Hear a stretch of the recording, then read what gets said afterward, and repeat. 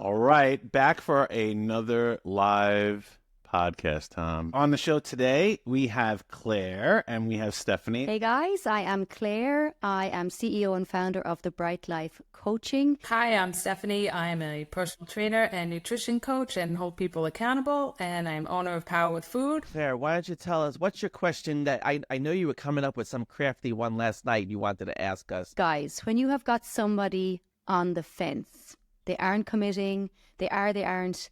What is the one sales question that you can rely on to always encourage the client to fully commit to working with you? So I'll say, hey, seems like you're kind of on the fence.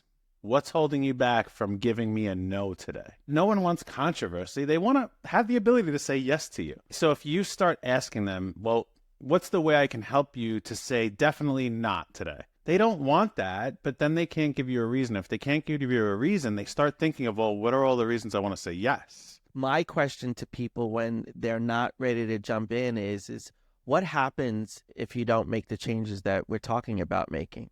What happens if you don't take the plunge? Where will you be in 30 days from now if you don't make this change today or start to make these changes today? All right, Steph, let's hear what question you have for us today. So how long do you wait to close the deal if someone, prospect or client, is very interested, but they want to start November 1st because they're waiting for their check to come in?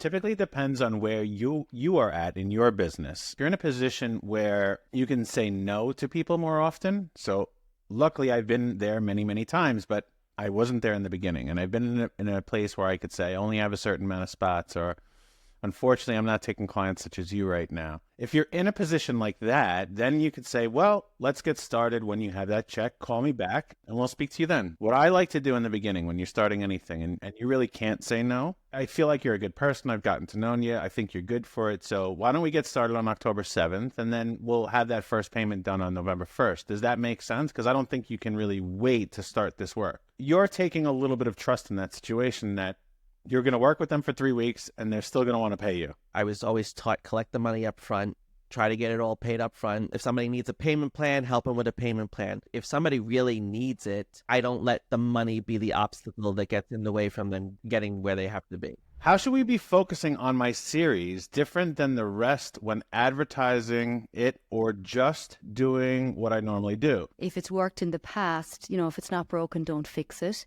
Just because everybody else is doing something different, be it, a different type of advertising. If people are still interested in your art and interested in buying your art, that kind of takes the pressure off to try something new. So after that, then I would say, keep the main thing that has always worked for you and then slowly add in something new and test it while the old way is still working. Now, I have a saying, we sell a t-shirt. The t-shirt is and, not or. Hunter, if you're debating these two things, do them both. But I would really listen to what Claire just said. Keep the main thing. Focus the majority of your energy on the thing that works and start doing advertising. If someone says they're already using an agency during LinkedIn messaging, email, etc., what is the best way to proceed? Well, I would want to know if it's working for you, right? So is the agency working for this group you're speaking with? And I would want to know, what kind of delivery services they're providing to, for their company, and maybe talk a little bit about what you're doing and how you can make that more effective. Maybe dig a little deeper and see if we can find other ways that you could, you can help them and show them that, you have more value. The thing is that you want to continue to show what value you could bring. You ask the questions. It doesn't matter if they're working with somebody else. You can ask those questions. Are you happy with that? Or is it working out great? If it's working out great, continue what you're doing. But have you thought about this? And offer more expertise, more advice that you can do and give it away for free. How do you relinquish control to allow yourself to open up to hiring someone and bringing them into your world? Is it about control for quality reasons? Is it about, accepting help and being able to afford it? Or is it about time? So for me, it could be time. And in my situation, that is the reason that I want other people to be part of my business is I am time short. What he, I believe, is looking at here is control, and is that fear of letting his standards slip because he's so good at what he does. And if that's the thing, then he needs to be willing and able and believe that the person he brings in, he can change their behaviors so they believe that they're as good as him, that they behave in that way, and that they become as good as him at the job. A lot of people, when they go to hire their first employee, they start to think about, okay, is my standard going to get worse, or is it going to drop? Am I not going to be able to keep up? But the thing that you have to recognize is if you train them right, they actually will hopefully become better than you. And your standard actually may go up because of that. You don't hire them and you don't relinquish control. You bring them in to do a project, okay? Something additional that you weren't already working on, and you test them out and you say, you know what? I'm going to pay you some money to do this project, and you test them and you try them and you see if they're good until they gain your trust that, wow, they really are excellent at this. They actually can handle this work. And then instead of giving up control, you gain more business by passing new tasks to them, new opportunities to them, and you continue to do what you do until it gets to the point where you're like, they're so good, I have to give them my work because they're better at it than me. What is the best thing that you're getting out of Project 2740?